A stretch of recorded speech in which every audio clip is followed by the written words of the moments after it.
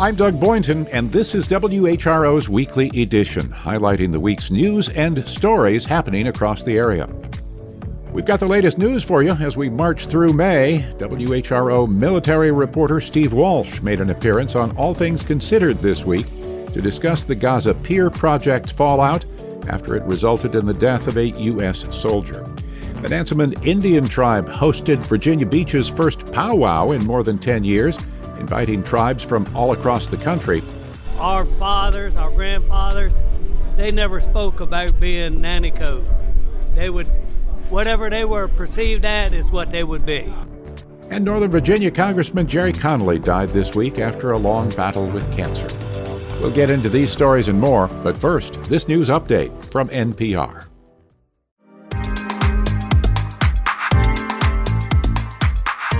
It's WHRO's Weekly Edition. Chesapeake's Planning Commission says a controversial data center proposal should not move forward.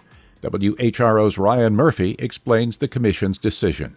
The decision from the Planning Commission came after more than 600 emails and 2+ hours of testimony from residents against the proposed data center. Commission members said they wouldn't back the project because there were too many unanswered questions about issues like noise impacts and what utilities needs the center would have. The proposal would put a 350,000 square foot data center where Chesapeake's suburbs meet its farmland. The city council has final say on whether to rezone the property and allow the data center to proceed. That body's already taken steps to clear the way for the development, recently removing a prohibition on rezoning that kept the property undeveloped for decades. Ryan Murphy, WHRO News. The Virginia Opera will appeal a decision by the Trump administration that cost them tens of thousands of dollars and was meant to support a recently wrapped production about the historic Supreme Court case that made interracial marriage legal. John Paul Schaefer, the opera's interim general director and CEO, says the situation is unprecedented. As WHRO's Michelle Hankerson reports, the organization received notice days before the show ended. Virginia Opera's Loving v. Virginia show premiered in Norfolk April 25th, traveled to Fairfax, and closed in Richmond. It was the opening night of the 3-day Richmond run, May 8th, when the organization received notice it would not receive $25,000 from the National Endowment for the Arts. Virginia Opera has to make up that money in its budget now. It's the latest organization to lose funding as part of the Trump administration's efforts to cancel grants that don't align with the president's newly defined priorities for government agencies. Loving v. Virginia told the story of Richard Loving, a white man, and his wife Mildred, a black indigenous woman. They lived in Caroline County in the 1960s, and their marriage was illegal. They challenged Virginia's ban on interracial marriage, and in 1967, the U.S. Supreme Court overturned the law. Michelle Hankerson, WHRO News.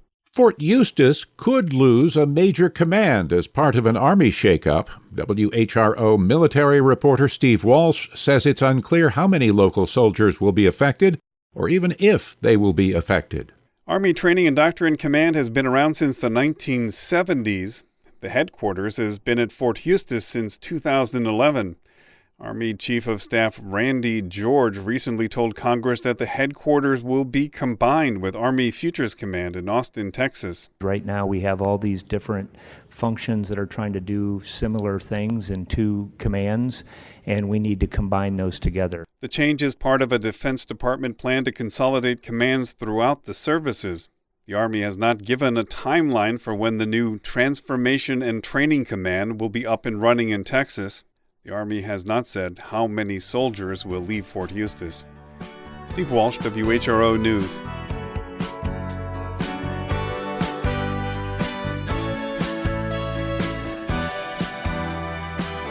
A little over a year ago, President Biden announced that the U.S. would undertake an ambitious project to rush aid into Gaza, a floating pier that would provide much-needed food to a civilian population facing potential famine.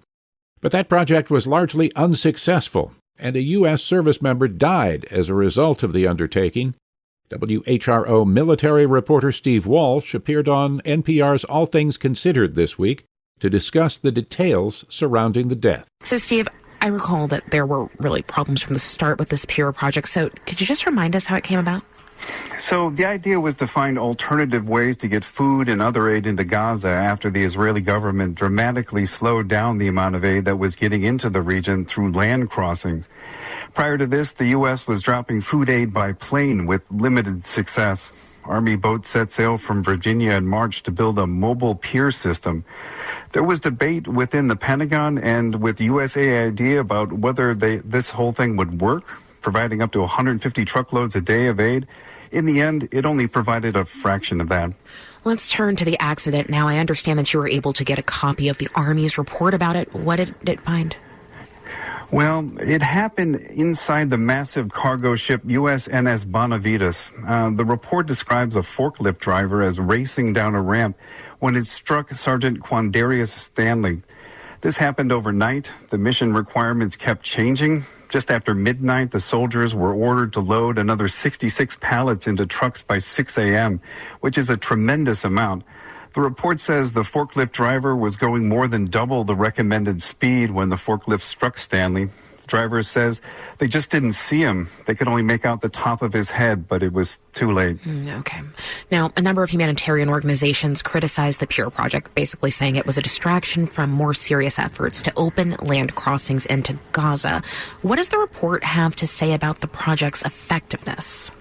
Well, there have been a couple reports about this, and the pier system only operated for about 20 days and never came close to the goals outlined by the Biden administration. At least one frustrated soldier told investigators that no one seemed to care about the well-being of the rank-and-file soldiers loading cargo.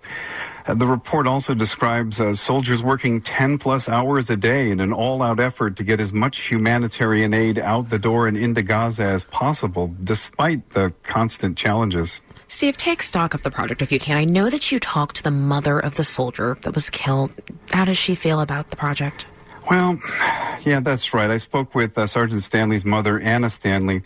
She hadn't been given a copy of the report, though she had heard from some of the details from his friends. This is what she told me. Well, they should have had somebody walking in front or some kind of light. Something flashed. People were saying that it was dark up there. They couldn't really see. It was very chaotic. Before leaving Virginia, the 23-year-old had reassured his mother that he would be okay. I asked her if she felt the mission was worth it. It was worth it. That's what he wanted to do. So, yes, it was worth it. So, an ambitious effort, but the project fell far below expectations. In the end, the pier delivered enough aid to feed 450,000 people for about a month. It was the most high-profile effort by the Biden administration to feed the over 2 million people who remain on the brink of starvation in Gaza. But the report by the Department of Defense Inspector General on the pier raises a lot of questions, including whether the military has the equipment and personnel to even attempt an operation like this in the future. WHRO's Steve Walsh in Norfolk, Virginia. Thank you. Thanks, Juana. That was WHRO's Steve Walsh with All Things Considered host Juana Summers.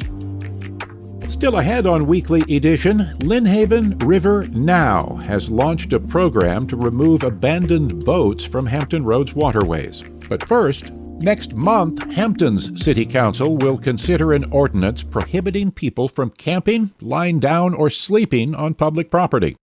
WHRO's Nick McNamara reports on how that would affect the unhoused. As proposed, violating the ban would be a misdemeanor, punishable with up to a year in jail or up to a $2,500 fine. Unattended items stored on public property could be seized. The ordinance would require police to warn people before citing them and give them time to pack up and leave. Officers would also be instructed to share information on available shelters or programs. Second offenses could receive a court summons. Advocates say anti-camping laws criminalize homelessness and are counterproductive to helping people without housing. City Manager Mary Bunting says criminal penalties would be a last resort. Mayor Jimmy Gray says, "We want to get people the services they need and then into the housing they need for some permanency." Nick McNamara, WHRO News. Solar energy is advancing in Virginia, but many challenges remain. WHRO climate reporter Catherine Hafner breaks down the details from a panel discussion this week in Virginia Beach. Virginia is one of the nation's top producers of solar energy, with utility-scale solar farms covering more than 30,000 acres. But policy consultant Angela Navarro says we need a lot more in order to meet ambitious targets outlined by state law. 16,100 megawatts of solar is enough solar to power 1.8 million homes. That's not all of Virginia, but it's a pretty significant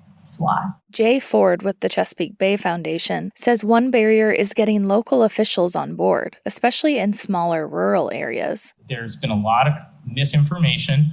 There hasn't been a lot of resources to the localities that are being asked to put these projects in. He says solar advocates should focus on education, as well as incentive programs and zoning policy changes. Catherine Hafner, WHRO News. An ODU alum has been recognized with a prestigious award for her poetry. Fellow ODU grad Barry Graham breaks it down. Room Swept Home, a collection of poems by Rimika Bingham-Risher, won the LA Times Book Prize.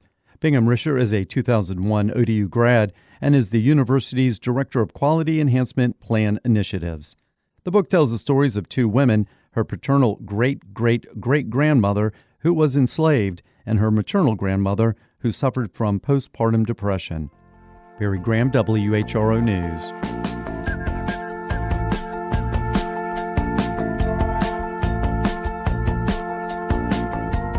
The Nansemond Indian Nation welcomed indigenous tribes from around the world to Virginia Beach last weekend for its Rising Sun Pow Wow. It was the first time Virginia Beach hosted a Pow Wow in 10 years.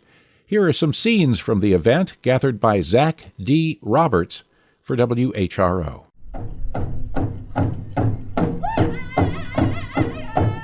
I'm humbled to be able to stand here and say hello, to say that I'm glad to be here, that I'm glad that you are here, that I thank you for this. That is the opportunity to represent my clan, Raquise, Turtle. Is the opportunity. My name is Mike Harmon from Millsboro, Delaware, and I'm with the Nansemond Tribe out of Millsboro, Sussex County. And I am Herman Jackson from Georgetown, Delaware, also with the Nansemond Tribe, First Nations.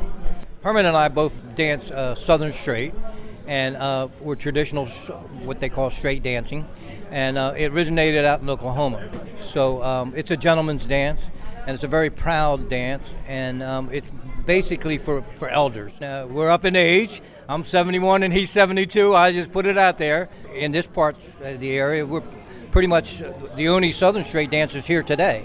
So it was really neat to be out there and to be able to dance with my brother that type of style.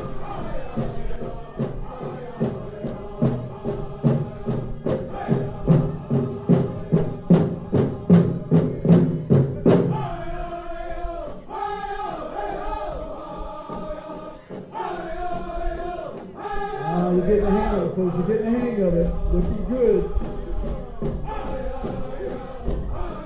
Yeah, you know, a lot of people don't realize that years ago, we couldn't even get together. We couldn't even form.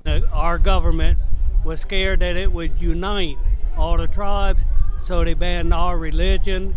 We couldn't gather, couldn't wear feathers, couldn't wear nothing. If there was more than 3 or 4 in a group, they could actually start shooting them. And some of them laws are still on the books. And it lasted clear up until President Jimmy Carter. So history don't go back as far as people think it does. Right. And our fathers, our grandfathers, they never spoke about being nanny-coat. They would, whatever they were perceived at is what they would be. Some could pass for white, some black, some in between. The term Moor come about then, mulatto, but nobody would really stepped out to be indigenous nanny-coat. And now our generation, pretty much one just started stepping out more and more.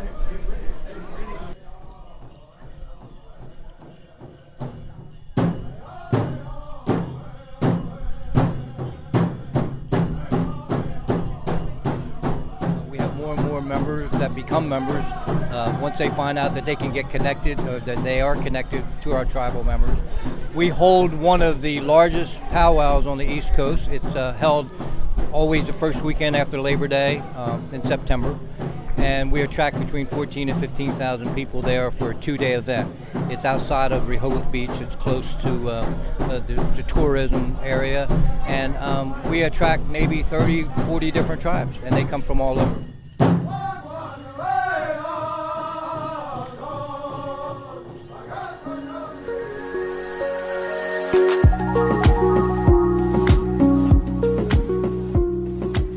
This is WHRO's Weekly Edition. Remember, for any stories you've missed, you can visit us on the WHRO smartphone app or all social media platforms. The nonprofit organization Lynnhaven River Now launched a program to remove abandoned boats from Hampton Roads waterways. WHRO's Catherine Hafner reports from one local hotspot for deserted vessels.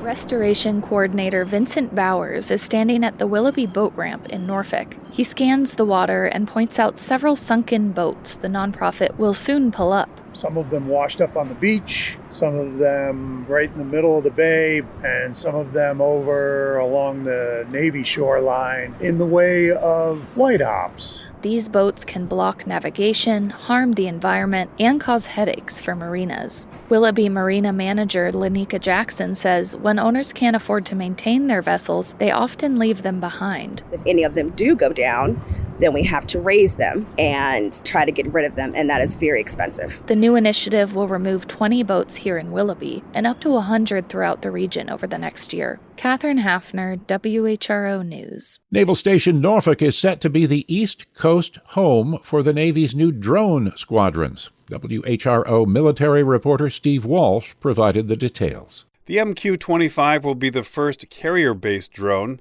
With a wingspan larger than an FA-18, they will take over the refueling role for aircraft stationed on carriers. Still in production, the Navy is asking for public input in Norfolk ahead of their projected arrival in 2031, says Base Commander Matthew Schulerman. Now they have an unmanned aircraft that's going to be flying over there in and out of the airfield around their house right there. Studies show that there's comparable to even less of a mishap rate. The Navy expects to eventually have 20 drones based out of Norfolk. The public comment period for the draft environmental plan runs through June 7th. Steve Walsh, WHRO News. A few dozen protesters advocated for Medicaid in front of Representative Jen Kiggin's Virginia Beach office on Wednesday.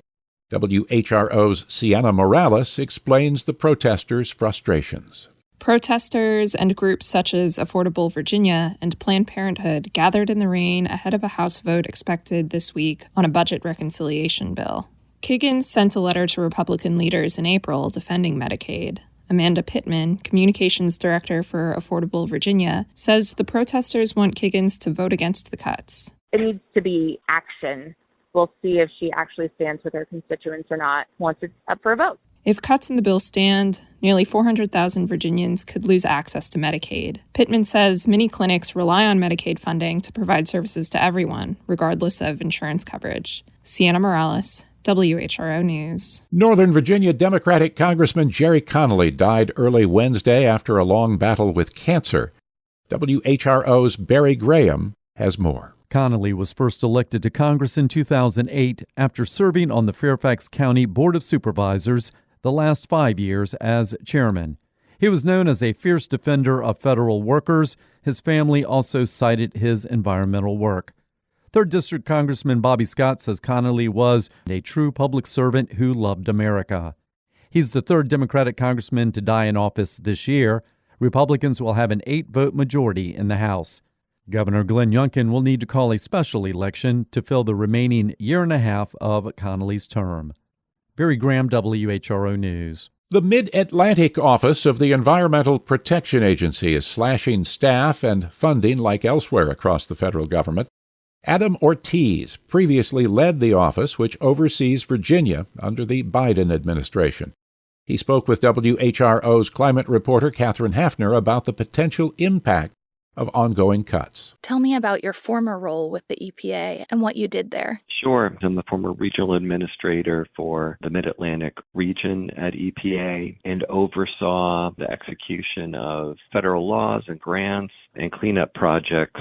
Environmental challenges are all around us, and what we face in this country is not just dealing with stuff in the present moment, but we're also cleaning up 100 years worth of pollution and also trying to prepare for the future by having clean energy and reduce the impacts of climate change. So that's a big agenda. In recent years, we did a lot of catching up in those areas.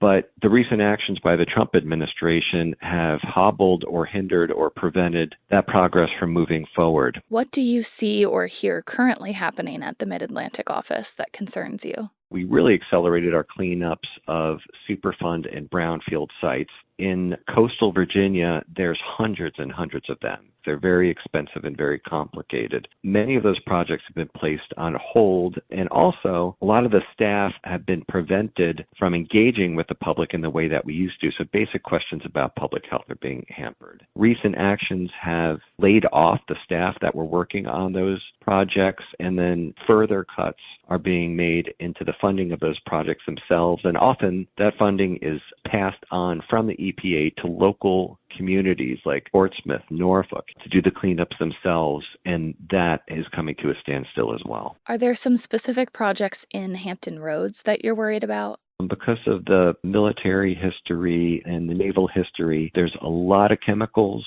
a lot of unexploded ordnance, a lot of health hazards that are beneath the surface of the land. PEC, iron, and metal. That's a facility that's been shut down for more than 20 years. What's been found on that site in particular, which is characteristic of other sites in the region, are battery acid, arsenic, lead, and even radioactive material that the public needs to hear about. But the health experts have been gagged. Many of them have been fired. And like all coastal places, sea level rise is a real thing. Flooding is becoming more and more common, and critical infrastructure is all along the shoreline of Virginia's coast. Preventing the sources of climate change as well as dealing with flooding when it happens have also been under attack.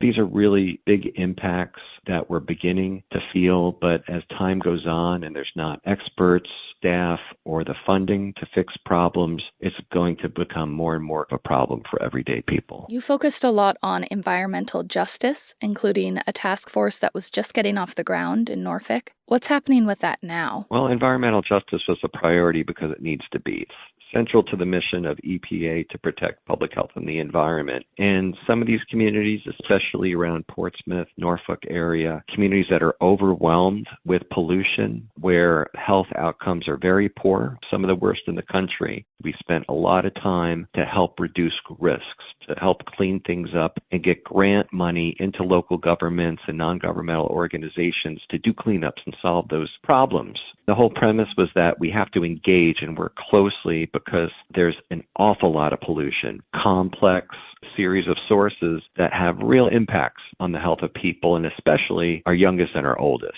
There was a team of experts that were going in, but unfortunately on Earth Day, they received their pink slips. And furthermore, the staff have been prevented from even using the term environmental justice. So places that are most at risk are going to suffer even more. Ortiz now works in Maryland state government. The EPA's Mid-Atlantic office could not provide comment to WHRO by deadline.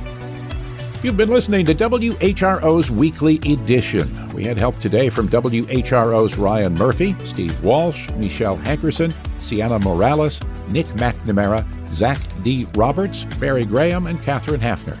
Thanks as always to Connor Worley, who produced today's show.